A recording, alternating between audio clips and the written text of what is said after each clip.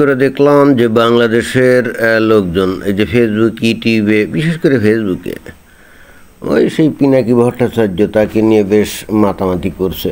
তার কি সব ছবি দেখা টাকা গেছে, তারপরে কিভাবে বাংলাদেশ থেকে ভারতে গেছিল ওই অবৈধভাবে এবং তারপর ওখান থেকে ফ্রান্সে গেছে। তো এইসব নিয়ে অনেকে কথাবার্তা বলছে, তবে একটা খুব গুরুত্বপূর্ণ একটা বিষয় এখানে আলাপ আলোচনা হলো, যেটা আমারও কাছে একটু খটকা লাগলো।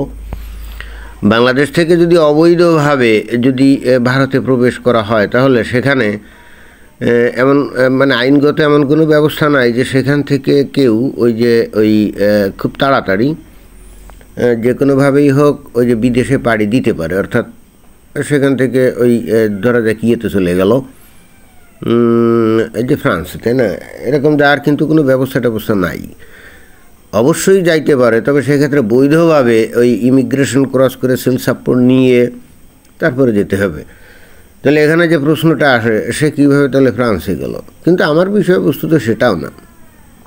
সে যেভাবেই যাক, সে এখন ফ্রান্সে আছে এবং সে একজন প্রচণ্ড রকমের অ্যাক্টিভিস্ট, এবং বলা যায় যে বিগত কয়েক মাস ধরে বাংলাদেশে যে মোটামুটি ভালো মতো তাণ্ডব চলছে, তার পেছনে এই যে এই পিনাকি ভট্টাচার্যের বেশ ব্যাপক একটা মানে ভূমিকা আছে, তাই না? তো ব্যাপক একটা ভূমিকা আছে। এখন হঠাৎ করে তাকে নিয়ে লোকজন আবার পড়ছে এবং মজা নিচ্ছে আর কি। কিন্তু সার্বিক বিষয় নিয়ে আমার একটা পর্যবেক্ষণ আছে, এবং বস্তুত সেই পর্যবেক্ষণের বিষয়টা তুলে ধরার জন্য এই ভিডিওর অবতারণা। অনেকে দেখলাম বলার চেষ্টা করছে যে এই পিনাকি ভট্টাচার্য বস্তুত রয়ের এজেন্ট। আবার অনেকে বলার চেষ্টা করেছে সে আসলে ডাবল এজেন্ট, রয়েরও এজেন্ট, পাকিস্তানের ওই ISI তারও এজেন্ট, আবার CI এর এজেন্ট, এরকম নানা রকম ভাবে তাকে মানে ভূষিত করার চেষ্টা করছে। এখন সে আসলেই কিসের এজেন্ট এগুলো আমি জানি না, আর আমার জানার কোনো আগ্রহও নাই। বাট আমার কাছে একটা বক্তব্য হচ্ছে অত্যন্ত পরিষ্কার, সেটা হচ্ছে সে কিন্তু বাংলাদেশের মানুষদের যে হৃদয়ের ব্যাপার, অর্থাৎ মানুষের মনোজগৎ, বাংলাদেশের মুমিন মুসলমানদের মনোজগৎটা সে কিন্তু খুব ভালো করেই জানে। আর আমি যতটা শুনেছি, সে ওই মানে যুবক বয়সে সে কিন্তু ওই যে কমিউনিস্ট পার্টি মানে ছাত্র ইউনিয়নের রাজনীতি করতো, অর্থাৎ সমাজতান্ত্রিক রাজনৈতিক দর্শনের অনুসারী ছিল। তো সমাজতান্ত্রিক রাজনৈতিক দর্শনের অনুসারী হলে হয় কি, তাদের একটু পড়াশুনো কিন্তু একটু করা লাগে। অর্থাৎ একেবারে কোনো পড়াশুনো নাই, কিচ্ছু নাই, তাহলে কিন্তু আসলে সমাজতান্ত্রিক রাজনৈতিক দল করা যায় না। সেই দিক দিয়ে হিসাব করলে পিনাকি ভট্টাচার্য কিছু পড়াশুনো সে করছে, তার আলাপ আলোচনা শুনলে সেটা বোঝাও যায়। কিন্তু সেটাও আসল কথা না। আসল কথা হচ্ছে সে পড়াশুনো করুক, অথবা গবেষণা করুক, অথবা পর্যবেক্ষণ করুক, বাংলাদেশে গত এই যে কয়েক দশকে মানুষ যে ব্যাপকভাবে পরিবর্তিত হয়ে গিয়ে একেবারে চূড়ান্ত রকমভাবে মৌলবাদী হয়ে গেছে, এই বিষয়টা সে কিন্তু ভালো করে দেখছে। একবার কেউ যদি সমাজতান্ত্রিক আন্দোলনের সঙ্গে জড়িত থাকে, সমাজতন্ত্র যদি কারো মাথায় ঢোকে, সে বস্তুত আর কখনোই ধার্মিক হতে পারে না। কারণ সে বৈজ্ঞানিক ভিত্তিতে চিন্তাভাবনা করে সে ভালো মতোই বুঝে যায় যে আসলে এই যে তথাকথিত যে অলমাইটি গড এবং তার ধর্ম এগুলো আসলে সঠিক না, এগুলো হিউম্যান মেড, মানে মানুষের তৈরি আর কি। এই বিষয়ে কিন্তু সে নিশ্চিত হয়ে যায়, এবং এরা কখনো আর ভবিষ্যতে ধার্মিক আর তেমন হয় না। আর যদি হয়ও, সেটা হচ্ছে সমাজকে দেখানোর জন্য, বস্তুত সমাজের মানুষের সাথে মেলামেশার জন্যে, কিন্তু প্রকৃতপক্ষে তারা কখনো ধার্মিক হয় না। তবে সমাজের উতাল পাথাল এবং সভ্যতার অগ্রগতি সম্পর্কে তারা কিন্তু ভালো জ্ঞানগম্যি রাখে, এবং একই সঙ্গে জিওপলিটিক্সের বিষয়গুলোতেও কিন্তু তাদের ভালো নলেজ থাকে, এবং কোনো একটা দেশের গতি প্রকৃতি কোন দিকে যাচ্ছে, সভ্যতার গতি প্রকৃতি কোন দিকে যাচ্ছে, এইগুলো কিন্তু মোটামুটি তারা বুঝতে পারে। কারণ যেহেতু তারা এই বিষয়গুলো নিয়ে একটু পড়াশুনো করে, ইতিহাস নিয়ে পড়াশুনো করে, সমাজবিজ্ঞান নিয়ে পড়াশুনো করে, এর ফলে হচ্ছে কি এরা বুঝতে পারে। অর্থাৎ অন্য আর মানুষের বক্তব্য আর একজন সমাজতান্ত্রিক আদর্শের মানুষের বক্তব্যের মধ্যে দেখবেন যে আকাশ পাতাল তফাৎ। কীরকম? একজন সমাজতান্ত্রিক আদর্শের লোকজনের কথাবার্তা দেখবেন যে যুক্তিতে পরিপূর্ণ থাকে, সেখানে কিন্তু আবেগের কথা তেমন একটা থাকে না। এই কথাগুলো কেন বললাম জানেন? অনেকে হয়তো বলবেন যে না, সে বাংলাদেশের বহুত ক্ষতি করছে, বঙ্গবন্ধুর বাড়ি ভেঙে চুরে ঘান ঘান করে দিয়েছে, বাংলাদেশে মুক্তিযুদ্ধের যে সমস্ত চিহ্ন এগুলো নিঃশেষ করে দিয়েছে, মানে পুরো বাংলাদেশে পাকিস্তানি ধারা তৈরি করছে, এরকম অনেকে বলবেন না। কিন্তু কথা হচ্ছে যে সে এই যে কাজগুলো করছে, এইটা বস্তুত কী কারণে করছে সেটাও তো আপনাকে বুঝতে হবে। আমি একটু আগেই বলেছি, সে কিন্তু বাংলাদেশের মানুষের হৃদয়ের আকুতি, হৃদয়ের পরিবর্তন এবং তাদের জীবন দর্শন, ধর্মীয় দর্শন, এগুলো সে কিন্তু খুব ভালো করেই জানে, এবং জানে যে আজকের থেকে 25, 30, 40 বছর আগেকার বাংলাদেশের মানুষ আর এখনকার বাংলাদেশের মানুষ এক না। এখনকার বাংলাদেশের মানুষ একেবারে অলমোস্ট 99% প্রচণ্ড রকমভাবে মৌলবাদী, যারা বাংলাদেশে ইসলামী শাসন চায়, আবার একই সাথে চায় না। মানে এখানে এর একটা দোনোমনো অবস্থায় থাকে, মনে মনে তারা চায়, আবার উপরে উপরে তারা হয়তো বলে যে না গণতন্ত্র থাক, বাট মনে মনে তারা চায়। অর্থাৎ অন্য কথায়, বাংলাদেশে যদি কেউ এসে মনে করেন যে ইসলামী শাসন চাপিয়ে দিত, তাহলে বাংলাদেশের মানুষ কিন্তু কেউ তার প্রতিবাদ করতো না।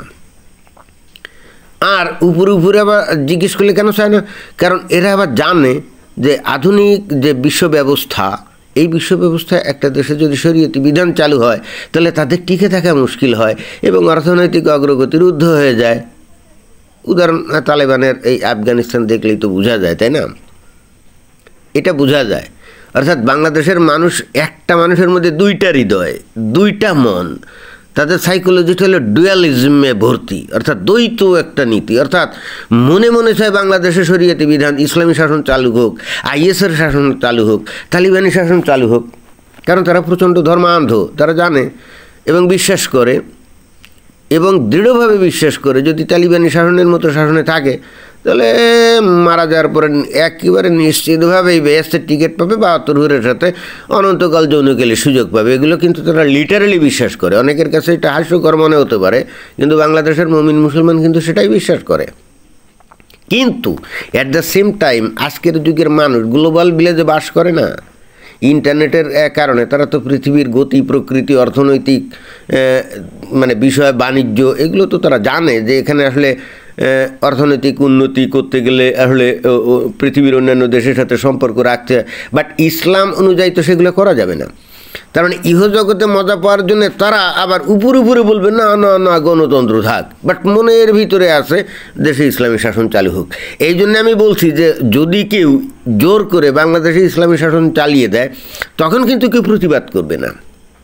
এই যে ডক্টর মোহাম্মদ ইউনূস এখন ক্ষমতা আছে না, সে যদি বাংলাদেশে এখন আজ বাদে কালকে যদি বলে যা অদ্য হইতে বাংলাদেশে ইসলামী শাসন চালু করা হইল, দেখবেন যে বাংলাদেশের একটা মানুষ তার এগেনস্টে একটা কথা বলবে না, মেনে নিবে। বোঝা গেছে? এখন প্রশ্ন হচ্ছে এই পিনাকি ভট্টাচার্যের বিষয়ে এত কথা আমি কেন বললাম? আমার পর্যবেক্ষণে যেটা বলে সেটা হচ্ছে, আমি যেরকম এই বিষয়টা এরকম জানি, এই পিনাকি ভট্টাচার্যও ঠিক ভালো করেই জানে, এবং সে তো অবশ্যই বাংলাদেশে তালিবানি শাসন কায়েম হোক, ইসলামী শাসন কায়েম হোক, এটা কিন্তু সে অবশ্যই চায় না, যেমন আমিও চাই না, বা আরও অনেকেই হয়তো চায় না আমার মতো। কিন্তু আমরা অ্যাট দ্য সেম টাইম এটা জানি যে বাংলাদেশের মানুষের মনের মধ্যে ওইটা আছে, এবং আমরা যত এইগুলো নিয়ে তর্ক বিতর্ক করি, যত বক্তব্য দেই, যতই বিজ্ঞানভিত্তিক বক্তব্য দেই, যতই আমরা ইতিহাস ভিত্তিক বক্তব্য দেই বা সমাজবিজ্ঞানের ভিত্তিতে যতই আমরা বলি যে দেখো ভাই, এই যে ধর্মীয় বিষয় নিয়ে তোমরা যে এত বাড়াবাড়ি করো আর ইসলামী শাসন টাসন চাও, কিন্তু এই যে ইসলামের যে ইতিহাস, মক্কা মদিনার যে ইতিহাস, ইসলামের পতনের যে ইতিহাস, নবীর যে ইতিহাস, প্রত্নতাত্ত্বিক যে নিদর্শন, এবং একই সঙ্গে বিজ্ঞানগতভাবে যদি ব্যাখ্যা বিশ্লেষণ করা হয়, কোরআন হাদিস এগুলো যদি ব্যাখ্যা বিশ্লেষণ করা হয়, তাহলে ওই জাকির নায়েক বলে কোরআন হলো বিজ্ঞানের খনি, বিজ্ঞান আর বিজ্ঞান এগুলো একেবারেই ভুয়া কথা। আসলেই কোরআনের মধ্যে কোনো বিজ্ঞান টিজ্ঞান নাই, হাদিসের মধ্যেও কোনো বিজ্ঞান নাই, এবং খোদ ঐতিহাসিকভাবে ব্যাখ্যা বিশ্লেষণ করলে, প্রত্নতাত্ত্বিক অনুসন্ধানের ভিত্তিতে কথাবার্তা বললে আসলে বস্তুত ওই মোহাম্মদ নামে যে কোনো ব্যক্তি ছিল এটা আসলে মানে তার প্রমাণ পাওয়া যায় না। আর মোহাম্মদ আসলে কারো নাম হতেও পারে না, কারণ মোহাম্মদ মানে প্রশংসিত, অর্থাৎ এটা একটা অ্যাডভার্ব, অথবা পাস্ট পার্টিসিপেল, এটা আবার কারো নাম হয় নাকি। এবং বস্তুত মুহাম্মদের নামক যে ব্যক্তি যাকে নাকি নবী বলা হয় তার কোনো ঐতিহাসিক নিদর্শন নাই। এমনকি 4 খলিফা কথিত ওই যে আবু বকর, ওমর, ওসমান, আলী, এদেরও কোনো ঐতিহাসিক নিদর্শন নেই। যা কিছু নিদর্শন আছে যেটা আমরা দেখি ওই যে উমাইয়া খিলাফতের যে প্রতিষ্ঠাতা মুয়াবিয়া, তার থেকে আমরা পাই। ইত্যাদি ইত্যাদির ভিত্তিতে যতই বলা হোক এই বাংলাদেশের মানুষের কাছে কোনোভাবে তারা তাদের ধর্মীয় লাইন থেকে বিচ্যুত হবে না এবং তারা উদারও হবে না, ধর্মনিরপেক্ষও হবে না। বিজ্ঞানগতভাবে যদি ব্যাখ্যা করা হয়, যে বলা যদি হয় যে দেখো নবী কথা নাই বার্তা নেই, হঠাৎ করে এই যে মক্কা থেকে গাধা এবং ঘোড়ার মতো একটা জন্তুর পিঠে চড়ে কথা নেই বার্তা নেই জেরুজালেমে পৌঁছে গেল এবং সেখানে সিঁড়ি বেয়ে 7 আসমানে পৌঁছে গেল, এটা বিজ্ঞানগতভাবে চিন্তাভাবনা করলে এটা আজগুবি ছাড়া আর কিছুই না। যদিও অনেকে আবার এটাকে ওই যে থিওরি অফ রিলেটিভিটির সাথে মিলাতে চায়, কিন্তু আসলে তো সেটা না। থিওরি অফ রিলেটিভিটির সাথে এটা কোনোভাবেই মেশে না। যদি তাই মিশতো, অর্থাৎ নবী যদি সত্যি সেই 7 আসমানে চলে যেত আলোর গতি বা তার চেয়েও বেশি গতিতে, সে যখন ফিরে আসতো তখন দেখতো যে পৃথিবীতে মানুষ বলেই হয়তো কোনো কিছুই নেই। কারণ তার কাছে এটা 1 সেকেন্ডের মামলা বা 1 ঘন্টার মামলা হতে পারতো।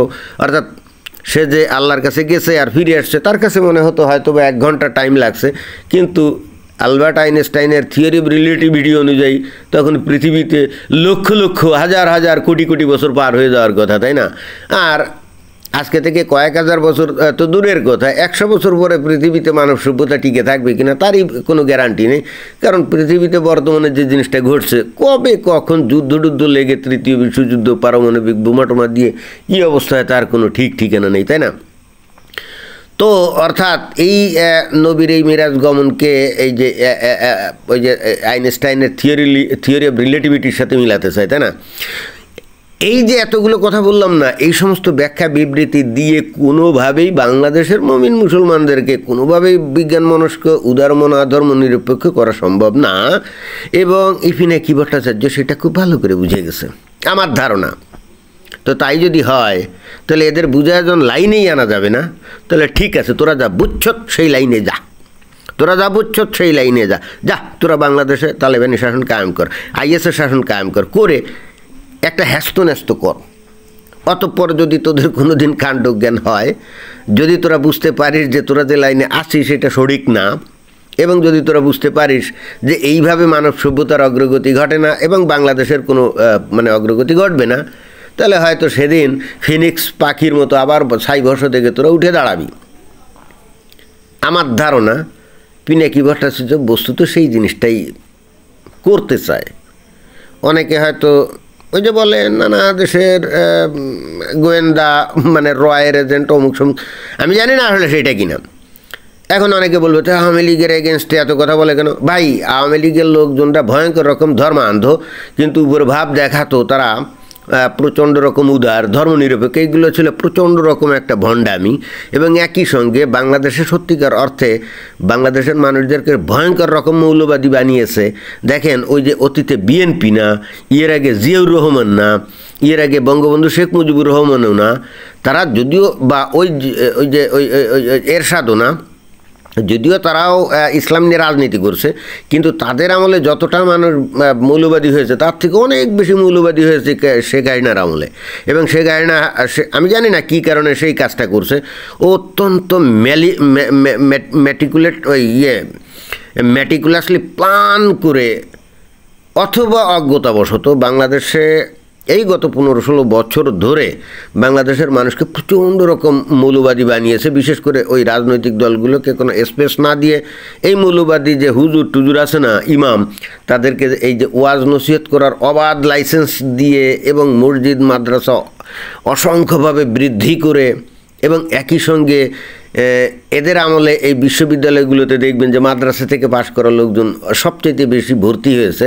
অর্থাৎ বিশ্ববিদ্যালয়গুলোও এখন, কলেজগুলোও এখন হয়ে গেছে আসলে এক ধরনের মাদ্রাসা। অর্থাৎ এই শেখ হাসিনার আমলে মানুষ হয়েছে ভয়ঙ্কর রকম মৌলবাদী, এবং খোদ আওয়ামী লীগের লোকজনও কিন্তু ভয়ঙ্কর রকম মৌলবাদী। আমার বক্তব্য হচ্ছে, যে বাবা তোর ভান করার দরকারটা কি, তুই তো মৌলবাদী, ফাও ফাও তুই আওয়ামী লীগের নাম নিয়ে আমি ধর্মনিরপেক্ষ, আমি উদার, এই সমস্ত বকর চক্করের দরকার আছে? তুই ভিতরে ভয়ঙ্কর মৌলবাদী আর উপরে উপরে মানে বলিস যে তুই কি উদার নিরপেক্ষ। না, ফাজলেমেরা জায়গা নাই, তাই না? আমার ধারণা এই পিনাকি ভট্টাচার্য আওয়ামী লীগের উপরে ক্ষিপ্ত বস্তুত এই কারণে যে এরা প্রচণ্ড রকম মৌলবাদী অথচ উপরে দেখায় তারা উদার। তো ভাই এই ভণ্ডামি চরিত্রটা প্রকাশ করে দেওয়ার জন্যে বস্তুত সেই কাজটা করে। এবং এই যে উপরে মানে উদার, তারপরে ধর্মনিরপেক্ষ ভাব দেখায় কিসের ভিত্তিতে? ওই যে মুক্তিযুদ্ধের চেতনার ভিত্তিতে, তাই না? কিন্তু বেসিক্যালি এই আওয়ামী লীগের লোকজনরাও কিন্তু মুক্তিযুদ্ধের চেতনায় বিশ্বাস করে না, এটা বিশ্বাস করেন, এটাই সত্য। এবং অধিকাংশ আওয়ামী লীগের নেতাকর্মী জানেই না যে মুক্তিযুদ্ধটা এই যে 4টা স্তম্ভের উপরে প্রতিষ্ঠিত হয়েছিল না, মানে মুক্তিযুদ্ধ হয়েছিল তো 4টা স্তম্ভের উপরে, গণতন্ত্র, সমাজতন্ত্র, বাঙালি জাতীয়তাবাদ, তাই না, আর ধর্মনিরপেক্ষতা, এটাই তো। আপনি দেখবেন যে অধিকাংশ আওয়ামী লীগের নেতাকর্মীকে জিজ্ঞেস করলে এরা বলতেও পারে না, এবং 6 দফায় বঙ্গবন্ধুর কী কী ছিল বলতেও পারে না।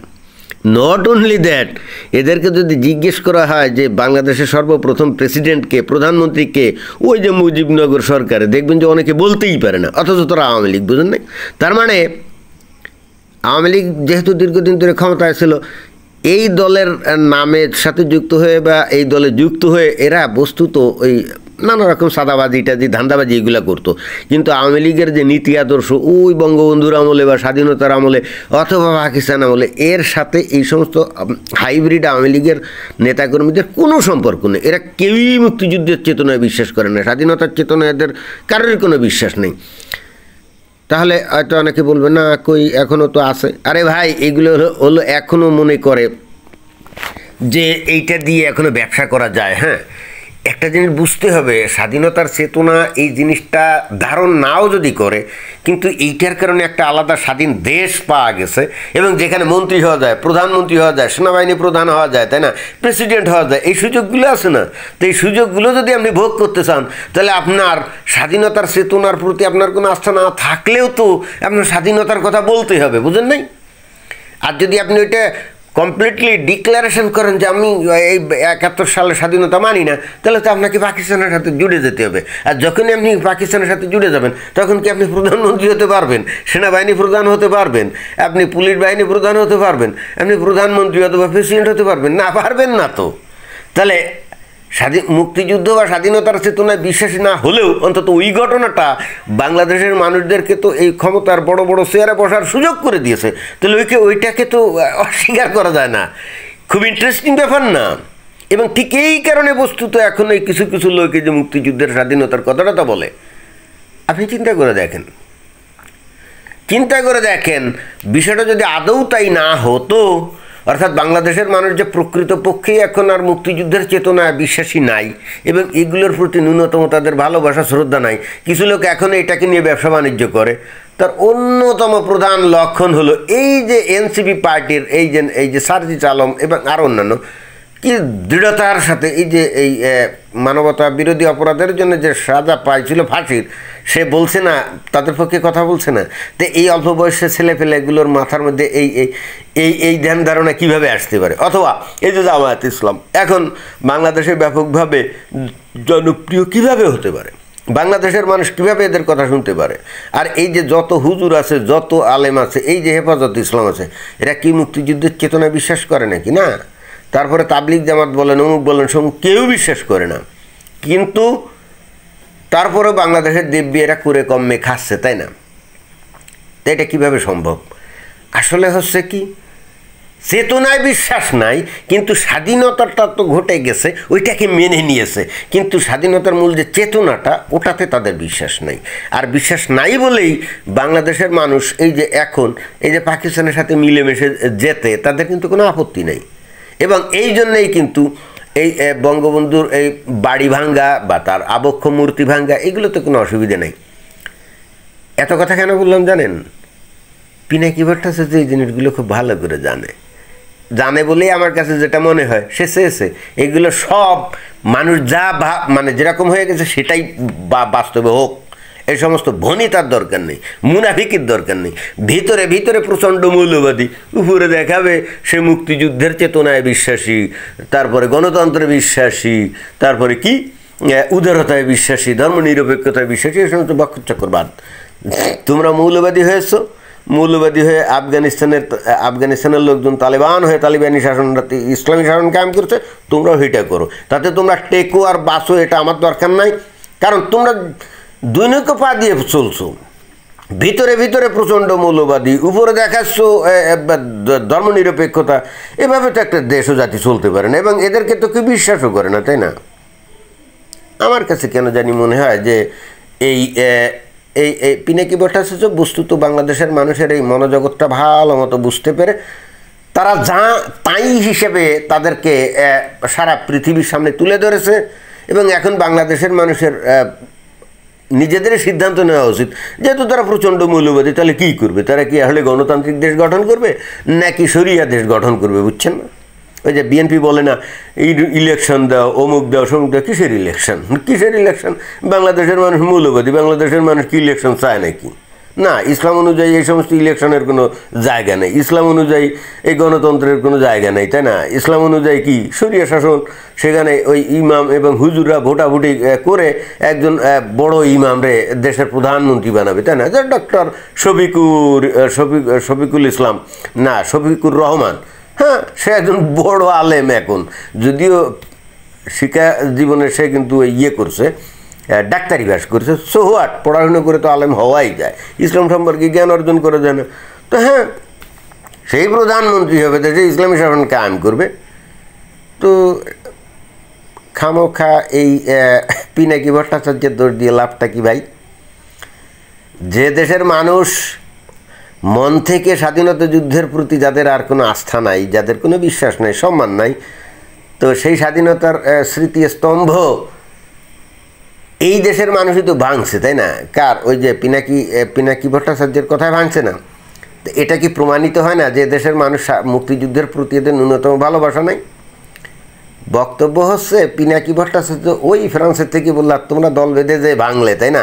সব দোষ পিনাকি ভট্টাচার্যের হয়ে গেল। এই বেটা, তোদের যদি বাংলাদেশের স্বাধীনতা মুক্তিযুদ্ধের প্রতি যদি এতই সম্মান আর ভালোবাসা থাকে, শ্রদ্ধা থাকে, তাহলে তোরা ভাঙলি কী করে? দোষ হয়ে গেল পিনাকি ভট্টাচার্যের, তাই না? হায় হায় হায়, এখন পিনাকি ভট্টাচার্য এসে বাংলাদেশে হাজির হলে ডক্টর মোহাম্মদ ইউনূসরে বাদ দিয়ে কি পিনাকি ভট্টাচার্যরা কি প্রধান উপদেষ্টা বানাবে নাকি এই ধর্মান্ধ মৌলবাদী গোষ্ঠী? না, তা বানাবে না। কিন্তু কেন? কারণ ওই তার সে যে হিন্দু, হয়তো ধর্ম মানে না, নাম তো হিন্দু, তাই না? অর্থাৎ সে এদের উৎসাহিত করছে, তাতে করে তারা ঠিকই কাজ করছে, কিন্তু সে দেশে আসলে তারে কিন্তু এই ধরনের উচ্চতর কোনো স্থান দিবে না। এটাই হলো বাংলাদেশের মানুষের চরিত্র। বোঝা গেছে? আসলে পিনাকি ভট্টাচার্য বাংলাদেশের মানুষের প্রকৃত চরিত্র, মুনাফিকি চরিত্রটাকে অত্যন্ত সুন্দর সুকৌশলভাবে প্রকাশ করে দিয়েছে, যেটা নাকি খোদ বাংলাদেশেরই অনেক মানুষ আসলে বুঝতো না। আর ভারতের লোকজন তো একেবারেই বুঝতো না, পৃথিবীর অন্যান্য জাতিগোষ্ঠী এটা বুঝতো না।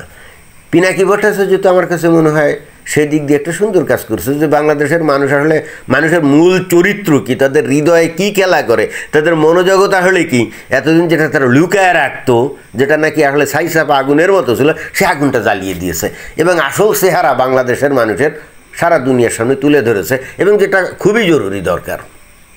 আপনি একটা চোর, কিন্তু উপরে উপরে আপনি সাধু সেজে আপনি থাকবেন, এটা তো হয় না। আপনি যে চোর, এই চোরের পরিচয়টা সমাজের সামনে তুলে ধরাটাই বাঞ্ছনীয়। তাহলে সমাজের মানুষ সিদ্ধান্ত নিবে আসলে তাদের কি করা উচিত। ক্লিয়ার? ধন্যবাদ।